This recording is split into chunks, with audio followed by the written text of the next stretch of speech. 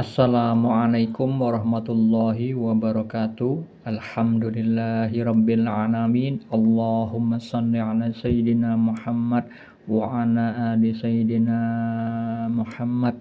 Kali ini saya bagikan kisah nyata mimpi yang dialami seorang ibu dari Jakarta. Sebutlah namanya Fulani, bukan nama yang sebenarnya. Fulani bermimpi tentang almarhum ayah dari sahabat beliau yang meninggal kurang lebih 3 bulan lalu. Almarhum ayah sahabat beliau itu tiba-tiba muncul di bawah kaki beliau dalam keadaan gosong, hitam arang dengan banyak luka bakar bolong-bolong. Maksudnya ada lubang-lubang. Apa takwil mimpi atau makna mimpinya? Sebelum saya takwilkan mimpi tersebut, perlu diketahui untuk seluruh umat Islam pada khususnya bahwa mimpi bukan hanya sebagai kembangnya tidur, tetapi mimpi adalah bagian dari syariat Islam. Banyak dalil atau keterangan yang menjelaskan tentang mimpi dan juga tentang ilmu takwil mimpi.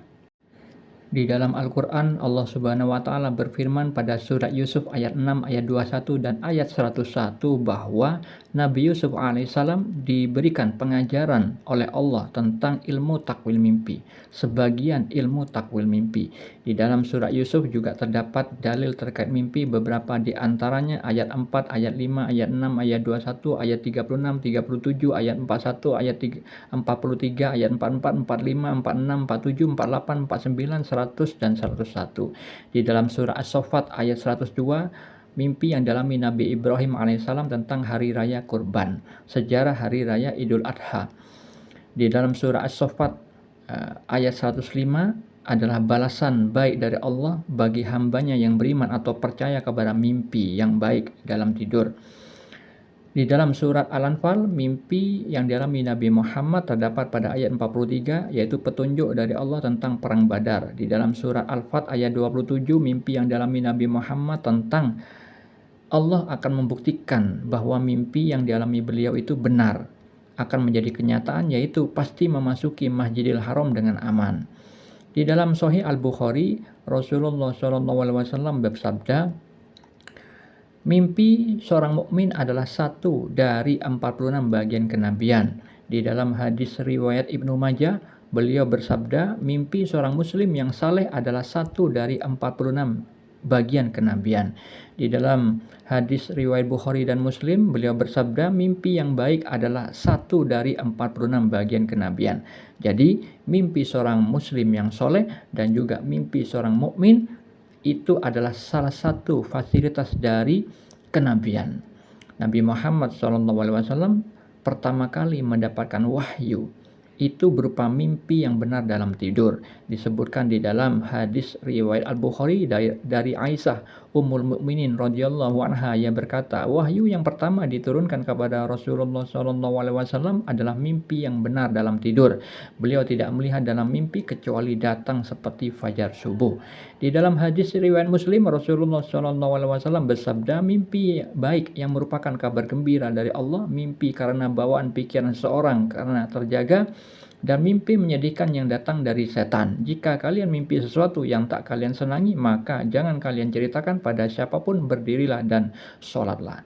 Jadi hadis tersebut maksudnya adalah mimpi itu terbagi menjadi 3. Dari Allah, dari setan, dan dari pikiran seorang ketika masih terjaga.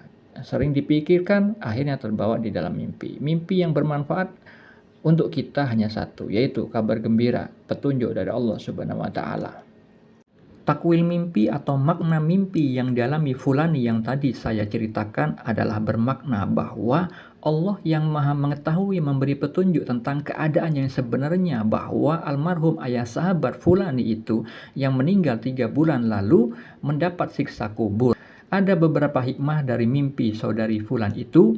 Hikmah pertama adalah bahwa Allah maha mengetahui memberikan petunjuk kepada Fulani tentang hal yang terjadi, tapi dia sendiri tidak tahu dengan sendirinya, tidak pernah melihat kejadiannya dengan mata kepalanya. Hal itu juga terjadi kepada Nabi Muhammad sebagaimana yang Allah firmankan dalam surat Yusuf ayat 102. Allah Ta'ala berfirman, itulah sebagian berita gaib yang kami wahyukan kepadamu Muhammad, padahal engkau tidak berada di samping mereka.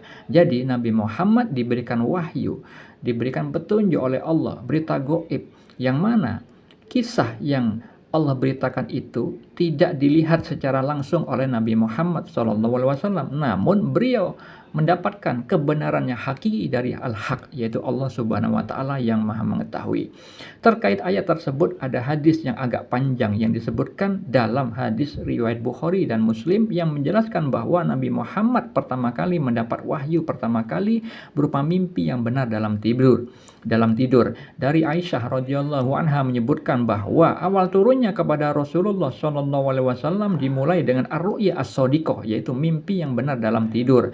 Hadis riwayat Bukhari nomor 6982 dan hadis riwayat Muslim nomor 160. Hikmah kedua, dengan adanya petunjuk mimpi tersebut, Allah memberikan sarana beribadah kepada fulani, yaitu agar mendoakan sesama saudara seiman agar dosanya diampuni oleh Allah. Sebagaimana firman Allah dalam surat Muhammad ayat 19. Allah Ta'ala berfirman, ketahuilah Muhammad bahwa tidak ada Tuhan yang patut disembah selain Allah, serta mohonlah ampunan atas dosamu dan dosa orang-orang mukmin laki-laki dan perempuan. Allah mengetahui tempat kegiatan dan tempat istirahatmu. Jika fulani mendoakan orang itu, maka fulani telah mengamalkan surat Az-Zariyat ayat 56. Allah Ta'ala berfirman, aku tidak menciptakan jin dan manusia, melainkan agar mereka beribadah kepadaku. Oleh karena itu, saudara-saudariku, kita harus tahu ibadah itu tidak hanya sholat, zakat, umroh, haji jika mampu, tapi segala apapun yang Allah perlihatkan, apapun yang Allah perdengarkan kepada kita, maka itu bisa dijadikan sarana beribadah kepada Allah. Jika fulani bisa mendoakan saudaranya yang ada di dalam mimpi itu, ayah dari sahabat beliau itu yang telah mendapatkan sisa kubur, maka fulani juga telah mengamalkan apa yang disabdakan Nabi Muhammad, yaitu merasa satu badan. Disebutkan di dalam hadis Bukhari dan Muslim, perumpamaan orang-orang beriman, perumpamaan orang-orang yang beriman dalam hal saling mengasihi, mencintai dan menyayangi bagaikan satu tubuh. Apabila ada salah satu anggota tubuh yang sakit, maka seluruh tubuhnya akan ikut terjaga dan panas turut merasakan sakitnya. Di dalam hadis yang lain, beliau bersabda, salah seorang di antara kalian tidaklah beriman dengan iman sempurna sampai ia mencintai saudaranya sebagaimana ia mencintai dirinya sendiri. Hikmah ketiga, anjuran agar fulani dan kita semua yang telah mengetahui kisah mimpi tersebut, agar kita semua tidak merasa aman terhadap Allah sebagaimana Allah berfirman dalam surah Al-Mulk ayat 16-18. Sudah merasa amankah kamu bahwa Dia yang di langit tidak akan membuat kamu ditelan bumi ketika tiba-tiba ia terguncang? Atau sudah merasa amankah kamu bahwa Dia yang di langit tidak akan mengirimkan badai yang berbatu kepadamu? Namun kelak kamu akan mengetahui bagaimana akibat mendustakan peringatanku, dan sungguh orang-orang yang sebelum mereka pun telah mendustakan rasul-rasulnya, maka betapa hebatnya kemurkaanku. Itulah takwil mimpi dan hikmah dari kisah mimpi yang dialami fulani. Semoga membawa manfaat bagi kita semua. Amin, amin, amin ya rabbal alamin. Assalamualaikum warahmatullahi wabarakatuh.